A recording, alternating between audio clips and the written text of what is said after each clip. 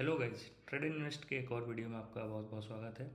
आज की वीडियो में हम डिस्कस करेंगे कि एक डायरेक्ट फंड और रेगुलर फंड में क्या डिफरेंस होता है। ये क्वेश्चन बहुत सारे लोगों के दिमाग में है। बहुत सारे ऐसे लोग हैं जिनको इस चीज़ के बारे में क्लैरिटी नहीं है कि हमको डायरेक्ट फंड क्यों लेना चाहिए या फिर रेगुलर फंड क्यों लेना चाहिए।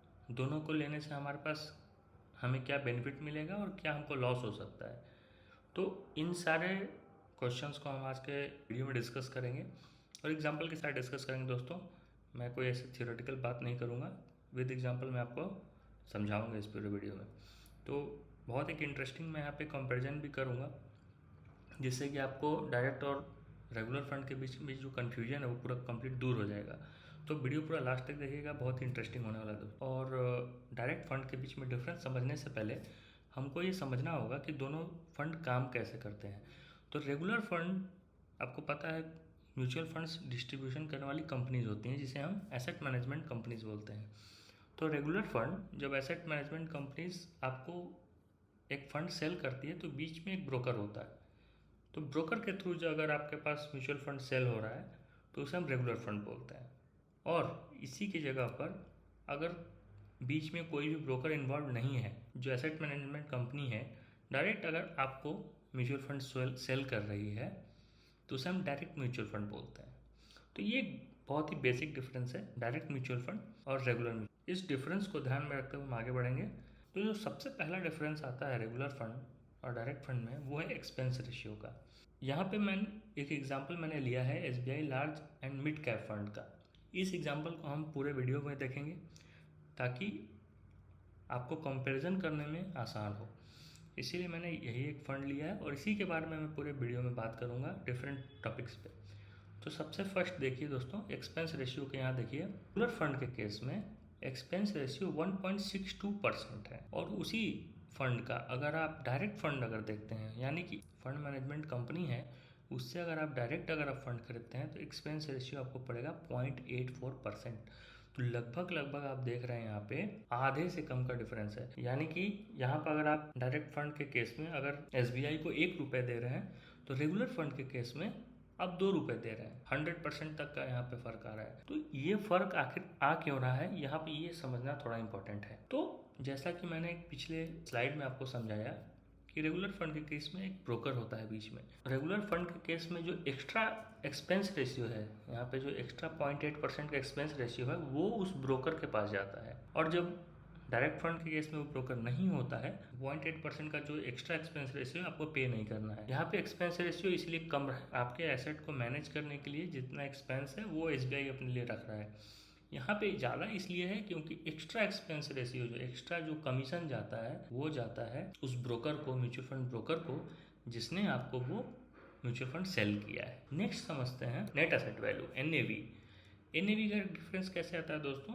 एक बहुत बड़ा क्वेश्चन दिमाग में रहता है लोगों के कि यार देखो, रेगुलर के केस में तो एनएवी कम है, यानी कि अगर मैं जो अपना पैसा लगा रहा हूँ मुझे ज़्यादा यूनिट्स अलॉट होंगे क्योंकि एनएवी कम है, और डायरेक्ट के केस में एनएवी ज़्यादा है तो मुझे तो कम यूनिट्स अलॉट होंगे। तो दोस्तों ऐसा बिल्कुल नहीं है।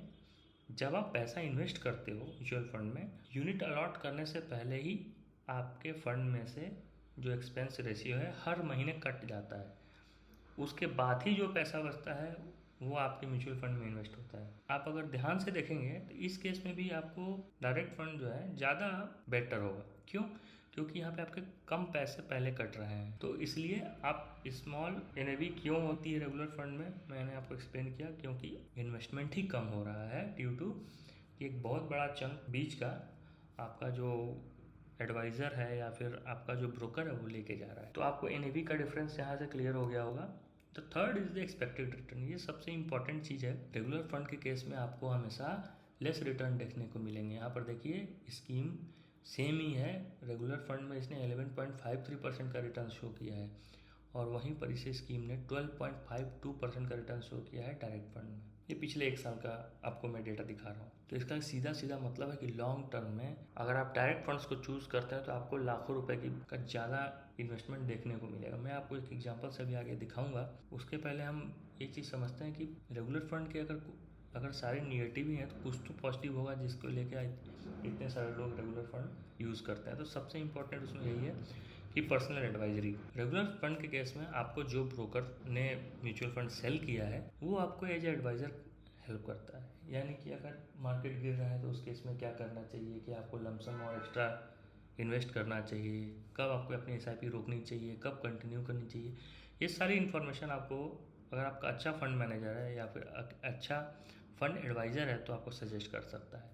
डायरेक्ट फंड के केस में आप अकेले होते हो, आपका कोई पर्सनल एडवाइज़र नहीं होता है, तो आप अपने ही फेवरेट हो उस केस में। आपको सारे डिसीजंस खुद लेने हैं। आपको डिसीजन खुद लेना है कि आपको रेगुलर फंड में जाना है कि डायरेक्ट फंड चूज़ करना है किसी पर्टिकुलर फंड का। लेकिन जो डिफरेंसेस थे मैंने आपको एक्सप्लेन किए हैं। अभी आपका आखिरी जो पार्ट है दोस्तों, बहुत ही इंटरेस्टिंग पार्ट है, बचा हुआ है, ध्यान से देखिए इस चीज़ को। यहाँ पे मैंने same SBI large and mid cap fund लिया हुआ है, डायरेक्ट लिया हुआ है, ठीक है। तो इस फंड ने 29.15% का पर एनम रिटर्न दिया है 5 ईयर्स में। मैंने 28.5% का ही रिटर्न कंसीडर किया है। इन्वेस्टमेंट अमाउंट मैंने 1 लाख रुपए रखे हैं। एक्सपेंस रेशियो जो 1.62% है, एक्सपेंस है वो 81,764 रुपये का है। अगर आप 10 साल की बात करें तो लगभग 10%, 9% तक का जो पैसा है आपका वो एज एक्सपेंस रेशियो चला जा रहा है।